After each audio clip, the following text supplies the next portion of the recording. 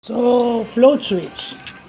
Ito raw itong mga switch na to, itong nagko-control sa mga condensate pump at dun sa sump pump na iba-vlog natin susunod.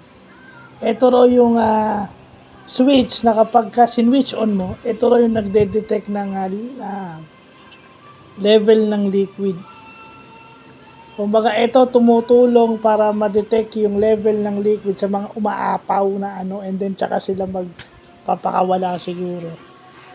So, ito yung nagpupuno and then tsaka baga papalabas. Kaya nga sila ginagamit na sa condensate pump at tsaka doon sa sump pump na iba-vlog natin later on. So, float switch kasi nakalutang ito. Kaya nga float. Nakalutang siya, hindi siya nakabaon. So, ito pwedeng micro switch lang o sinasabi nilang miniature switch lang.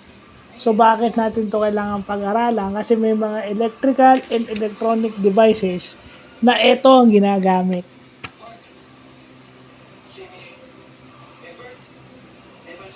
So, yan na yun. Mabuti na pag-aaralan natin yan para maging okay tayo.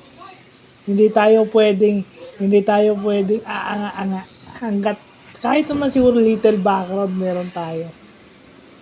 So, yun lang pa.